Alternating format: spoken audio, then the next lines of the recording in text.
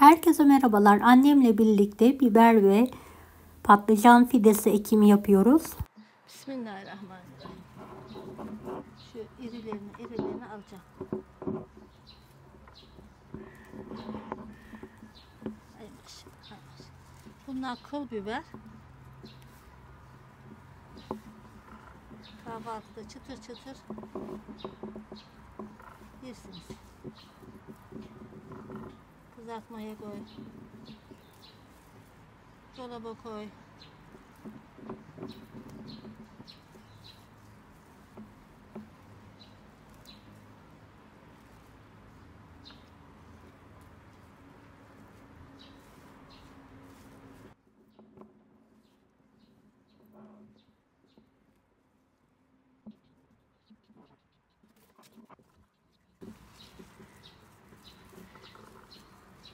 Büyüklerini yalıyorum.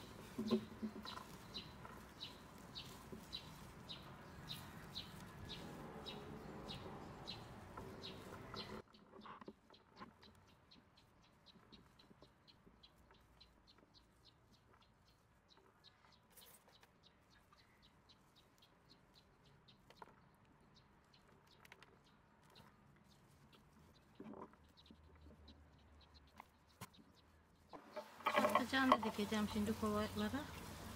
Bulayım sebze. Bunlar siyah uzun patlıcan. Bismillahirrahmanirrahim.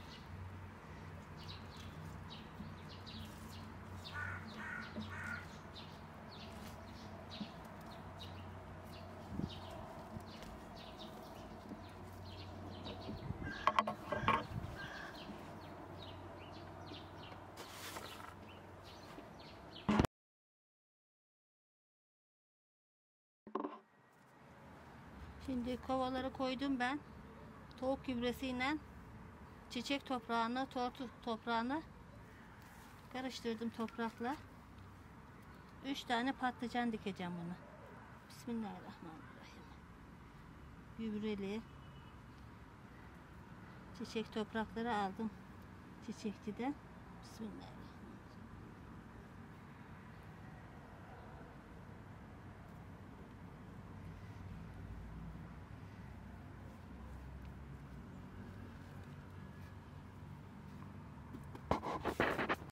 Bunlar da kıl biber.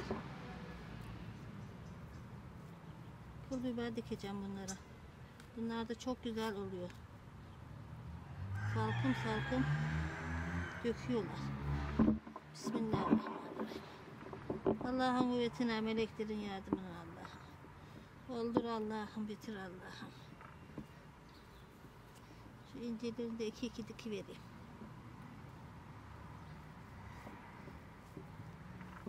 Çangal çangal döksünler.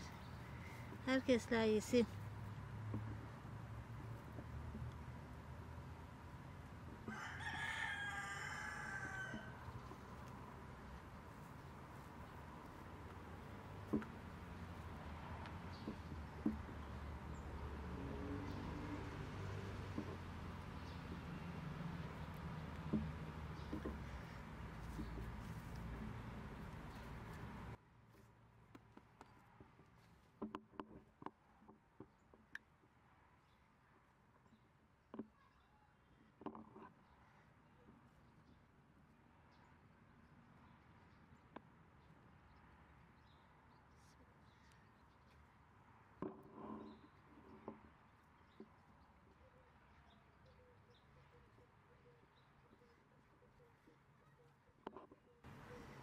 Sizin de kovalarınız varsa dikebilirsiniz. Kapının ağzına koyun, sık sık sulayın.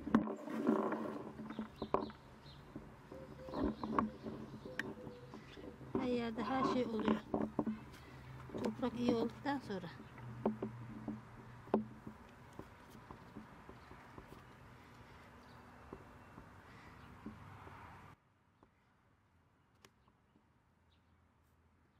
Tavuklarımın gübresi bu. Yanık gübre.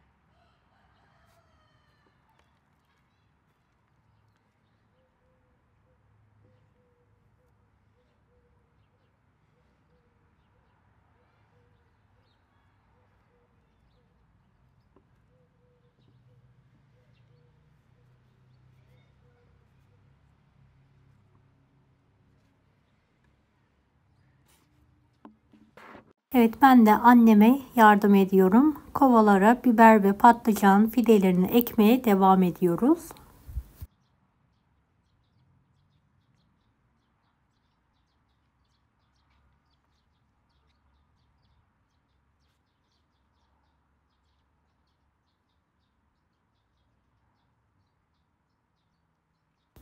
Beni hangi ülkeden veya şehirden izliyorsunuz merak ediyorum. Yoruma yazarsanız sevinirim.